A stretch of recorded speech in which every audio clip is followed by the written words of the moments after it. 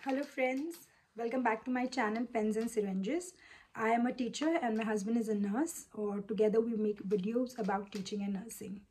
इस बार मेरा जो वीडियो है ये स्कूल्स के बारे में है। जैसे कि मैंने आपको मेरे पिछले वीडियो में बताया था कि हम 2 बच्चे लेकर यहाँ पे मूव हुए हैं। तो बहुत सारे पेरेंट्स जो बच्चों के साथ में यहाँ पे मूव होना चाहते हैं इंडिया से या दूसरे देशों से, उनको ये जानने में बड़ा उनको ये लगता है कि यहाँ के स्कूल्स कैसे होते हैं और उनके बच्चे यहाँ पे उन स्कूल्स में कोप अप कर पाएंगे या नहीं। तो मैं एज ए टीचर मैंने काम किया हुआ है इंडिया में। मैंने 10 साल एज ए टीचर काम किया हुआ है और यहाँ पे मैंने टीचिंग स्टार्ट की है एज ए टीचिंग असिस्टेंट। तो मैं यहाँ पे स्कूलों को जानती हूँ, प्राइमरी और सेकेंडरी दोनों ही स्कूल को मैंने इंटरनली देखा हुआ है। तो उससे जो एक्सपीरियंस मुझे मिला है मैं चाहती थी कि मैं आपके साथ में शेयर करूँ। तो पहले मैं स्टार्ट करूँगी कि यहाँ पे अच्छी बातें क्या है स्कूल्स के बारे में। अगर आप अपने बच्चों को इंडिया से या दूसरे देश से यहाँ पे लाना चाह रहे हो तो इसमें अच्छा क्या है। तो सबसे पहले मैं आपको बताना चाहूँगी कि यहाँ पे जो स्कूल्स हैं ये फ्री है।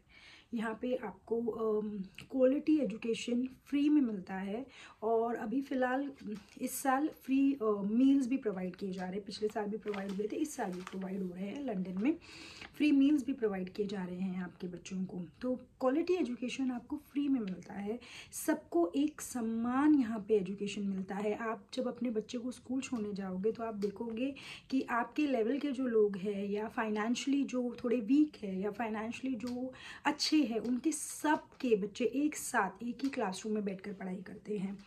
तो यहाँ पे कोई भेदभाव नहीं होता है क्योंकि स्कूल्स गवर्नमेंट प्रोवाइड करती है, तो स्कूल्स में यहाँ पे कोई भेदभाव नहीं होता है। और यहाँ पे जो है बच्चों को मैंने नोटिस किया है, मेरे पिछले experience as an India as a teacher मैंने इंडिया में जो काम किया है, यहाँ पे हर एक क्लास में बहुत सारे रिसोर्सेज होते हैं। और रिसोर्सेज से मेरा मतलब है कि बहुत सारी बुक्स होती है स्कूल्स में। अगर मैथमेटिक्स पढ़ाया जा रहा है, स्पेशली प्राइमरी लेवल पे मैथमेटिक्स पढ़ाया जा रहा है, तो हर एक टॉपिक के लिए अगर एडिशन पढ़ाना है तो बहुत सारी बीड्स होंगी, काउंटर्स होंगे। अगर मनी पढ़ाया जा रहा है तो बहुत सारा जो है वर्चुअल फेक मनी होगा।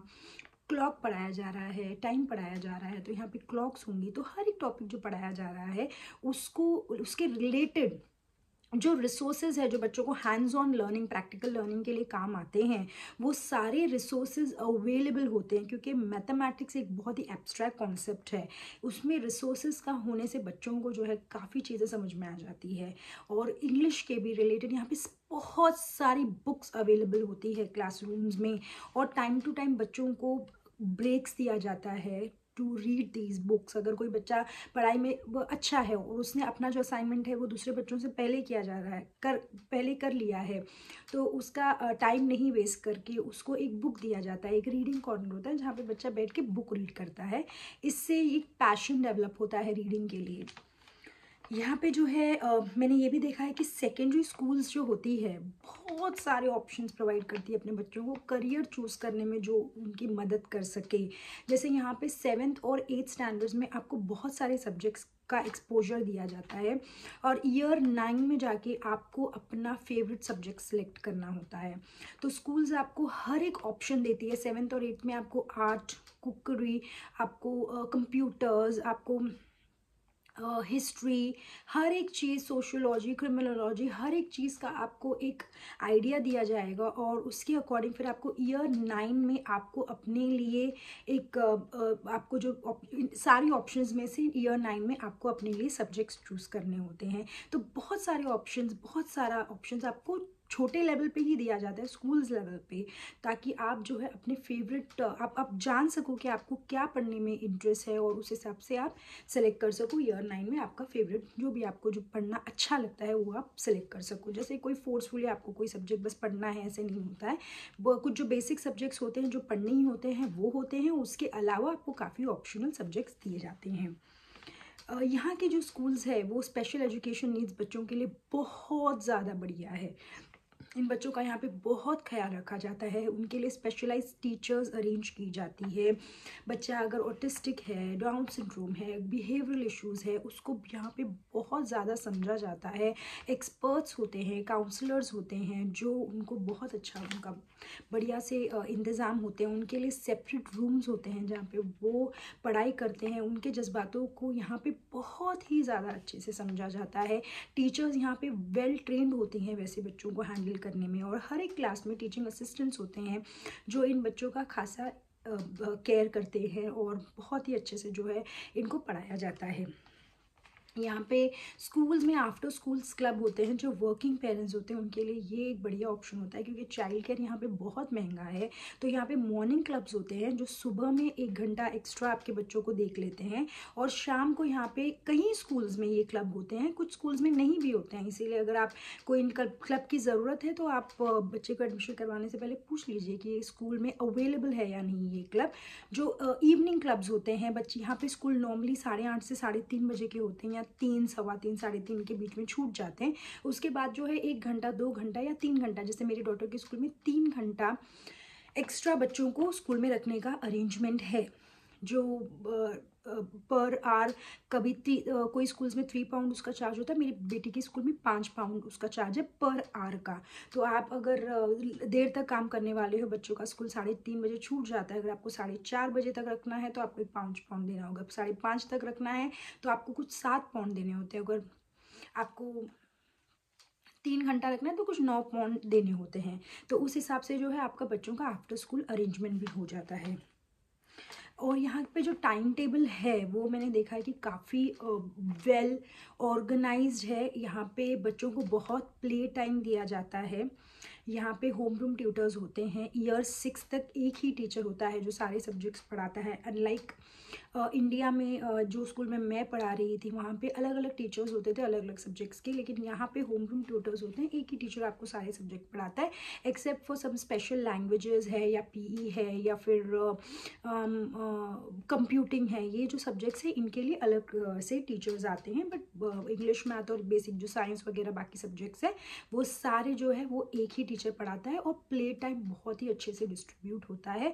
बच्चे कुछ घंटे पढ़ाई करते हैं, फिर उनको फ्रूट्स दिया जाता है, प्ले टाइम दिया जाता है, फिर वो वापस आते हैं क्लास में, फिर पढ़ाई करते हैं, फिर उनको प्ले टाइम वगैरह दिया जाता है। तो ये प्राइमरी क्लासेस में मैंने देखा है काफ़ी अच्छे तरीके से इसको डिवाइड किया हुआ है। पढ़ाई और प्ले दोनों को ही साथ में बहुत ही अच्छे से टाइम टेबल ऑर्गेनाइज होता है यहाँ पे। और यहाँ पे बच्चों को जो है यहाँ पे डिफ्रेंशिएटेड लर्निंग जो बहुत ही ज़रूरी होती है स्कूल्स में मेरे अकॉर्डिंग, क्योंकि 5 उंगलियां एक बराबर नहीं होती, सब बच्चों को कॉन्सेप्ट्स एक साथ नहीं समझ में आते। तो हर बच्चे को एक ही तरीके से देखना और एक ही चीज़ पढ़ाना ठीक नहीं होता, क्योंकि कुछ बच्चे बहुत जल्दी पिकअप कर लेते हैं और कुछ बच्चे बहुत थोड़े से धीरे पिकअप करते हैं। तो यहाँ पे डिफ्रेंशिएटेड लर्निंग का कॉन्सेप्ट बहुत ही अच्छा है। यहाँ पे एक एक्स्ट्रा असिस्टेंट टीचर होती है क्लासरूम में। जो बच्चे स्लो होते हैं या जिनको स्पेशल केयर या स्पेशल अटेंशन चाहिए होता है, उनको एक अलग ग्रुप में बिठाया जाता है। उनकी वर्कशीट्स अलग होती है। हर एक बच्चे के लिए स्पेशल एक वर्कशीट होती है जो या तो टीचर स्पेशली उसके लिए बनाती है या वो लोअर ग्रेड से उसको ला कर देती है, और उस हिसाब से फिर वो बच्चा उन वर्कशीट्स को सॉल्व करता है। तो यहाँ पे दे मेक श्योर कि ऐसा हर बच्चे को एक ही चीज़ पढ़ा रहे, भले उसको समझे या ना समझे, ऐसा नहीं होता है। बहुत सारे स्कूल्स में जो मैं जाती हूँ तो मैं टीचिंग असिस्टेंट हूँ, तो मुझे एक अलग सेट ऑफ बच्चे दिए जाते हैं विद डिफरेंट वर्कशीट्स जो वो बच्चे सॉल्व कर सके जो उनके लेवल की हो। और बाकी जो बच्चे अगर किसी ने जल्दी फिनिश कर ली अपनी वर्कशीट, तो यहाँ पे बहुत सारे, जैसे मैंने आपको बताया, बुक्स होते हैं, तो उनको रीडिंग टाइम दिया जाता है। जो बच्चों ने जल्दी फिनिश कर लिया है उनको या तो हायर एंड वर्कशीट दी जाती है या फिर वो बैठ के अपने रीडिंग कर सकते हैं। तो यहाँ पे स्कूल्स मैंने देखा है काफ़ी वेल ऑर्गेनाइज है और बहुत ही अच्छे से ख्याल रखा जाता है बच्चों का। कुछ अभी जो कॉन्स है जो मैंने नोटिस किया है यहाँ पे इज़ दैट कि सिलेबस जो है वो एट पार नहीं होता। जैसे मेरी बच्ची यहाँ पे ग्रेड 2 ऑलरेडी इंडिया में पढ़ के यहाँ पे ग्रेड 3 में आई थी, तो वो जो लेवल होता है वो काफ़ी कम होता है। जो बच्चे स्टार्टिंग में बोर हो जाते हैं, क्योंकि ये चीज़ें हैं जो उन्होंने ऑलरेडी पढ़ी हुई है, और फिर उनके कज़न्स जो उनके एज के, वो जो एडवांस लेवल का जो पढ़ रहे हैं, यहाँ पे उनको इंट्रोड्यूस भी नहीं होता। जैसे मेरी बेटी नर्सरी में है, बाय द टाइम मेरी बड़ी वाली बेटी इंडिया में नर्सरी में थी, वो बहुत कुछ रीड कर सकती थी, बट यहाँ पे इन लोगों को वैसे साउंड्स इंट्रोड्यूस ही नहीं हुए हैं, फोनिक्स यहाँ पे इंट्रोड्यूस ही नहीं हुआ है। सॉरी। तो वो भी एक मैं बोलूँगी एक कौन है कि यहाँ पे नहीं, बच्चों को जो प्राइमरी लेवल पे है काफ़ी पैम्पर किया जाता है, और सेकेंडरी में फिर ऑल ऑफ अ सडन उनके ऊपर काफ़ी प्रेशर बढ़ा दिया जाता है। तो प्राइमरी लेवल पे ऑफ कोर्स उनको बहुत ही बेबी वाला ट्रीटमेंट दिया जाता है, सेकेंडरी में फिर उनसे बहुत ज़्यादा एक्सपेक्टेशंस बढ़ जाती हैं, तो वो बैलेंस आउट इतना ठीक नहीं है यहाँ पे। और टीचर्स का मुझे ऐसा लगता है, जैसे इंडिया में मैं भी एक टीचर थी, तो मुझे पता है कि बहुत ज़्यादा इनपुट होता है, हर एक लेसन में एक टीचर अपना बहुत ज़्यादा अपना एक एलिमेंट ऐड करती है। लेकिन यहाँ पे बहुत सारी पीपीटीज़ वगैरह ऑलरेडी अवेलेबल होती हैं, teachers just go through those PPTs, so there is no element of surprise as such. और तो मुझे ऐसा लगता है कि टीचर्स थोड़े से क्लासरूम में डल दिखते हैं, जो बैठ के पीपीटी वगैरह बता रहे। नो डाउट बच्चों को कॉन्सेप्ट समझ में तो आ जाते हैं, बट इंडिया में एक अलग लेवल की एनर्जी इन्वॉल्व होती है टीचर्स में, जो उनको या तो अपनी मर्जी से दिखानी पड़ती है, या उनको बोला जाता है कि you have to be more energize in your classroom. लेकिन क्या यहाँ पे मुझे लगता है कि वो थोड़ी एनर्जी की कमी दिखती है मुझे। Primary as I said, primary में बहुत ही इजी होता है, और सेकेंडरी में फिर थोड़ा सा मुश्किल होने लगते हैं कॉन्सेप्ट। तो खैर सारे ही बच्चे सीख जाते हैं, बट प्राइमरी में यहाँ पे बहुत ज़्यादा उनको इजी ये दिया जाता है, और सेकेंडरी में प्रेशर किया जाता है। यहाँ पे बस फैसिलिटीज़ नहीं होती है स्कूल में, बच्चे वॉकिंग करके खुद ही स्कूल जाते हैं, या गवर्नमेंट बसेस लेते हैं। कुछ स्कूल्स जो है शायद प्राइवेट बसेस वहाँ पे चलती है, लेकिन जैसे इंडिया में एक खासा सिस्टम प्रॉपरली होता है प्राइवेट स्कूल्स में, स्पेशली बस का, यहाँ पे वैसा कोई अरेंजमेंट नहीं है। और स्पोर्ट्स प्राइमरी लेवल पे यहाँ पे कम्पिटिटिव स्पोर्ट्स होते ही नहीं हैं। मुझे ऐसा लगता है कि बच्चों को स्पोर्ट्स जो है छोटे लेवल पे ही इंट्रोड्यूस कर देना चाहिए, and there has to be some competitive spirit in them. But यहाँ पे बच्चों को, जैसे मैंने बोला कि बहुत ही प्यार से रखा जाता है, स्पेशली प्राइमरी ग्रेड्स में, तो उनको यहाँ पे कम्पिटिटिव स्पोर्ट्स भी नहीं कराया जाता है। ओवरऑल ये थोड़े से मेरे दिमाग में जो पॉइंट्स थे वो मैंने शेयर किए, but if you ask me, yes of course the schools over here are different from the schools in India. बहुत ज़्यादा यहाँ पे मुझे लगता है, in spite of being government schools, ये स्कूल्स काफ़ी बढ़िया काम कर रही हैं। टीचर्स यहाँ पे एम किसी को भी नहीं लेते, टीचर्स भी यहाँ पे बहुत ज़्यादा देख कर लिए जाते हैं, और यहाँ पे टीचर्स का सिलेक्शन करते वक्त भी ये फर्स्ट पॉइंट दिमाग में रखा जाता है कि teacher has to be passionate about what she is doing. Rather यहाँ पे कोई भी प्रोफेशन में लोगों को सिर्फ इसीलिए चुना जाता है जब उनमें एक स्पार्क, एक पैशन दिखता है उस प्रोफेशन को, उस प्रोफेशन के रिलेटेड। स्पेशली टीचर्स, यहाँ पे टीचर्स की काफ़ी चेक्स भी होते हैं, जो DBS बोला जाता है जिसको। यहाँ पे टीचर्स के पुलिस वेरिफिकेशंस होते ही रहते हैं। इन केस अगर टीचर के अगेंस्ट कोई केस है तो उसको फिर ये लोग अलग तरीके से हैंडल करते हैं। सेफ गार्डिंग, यहाँ पे एक अलग मॉड्यूल होता है, सेफ गार्डिंग ऑफ चिल्ड्रन। तो यहाँ पे जो भी लोग आते हैं स्कूल में, let it be anybody from a teacher to a teaching assistant to anybody, उनको सेफ गार्डिंग की पॉलिसीज़ पता होनी चाहिए।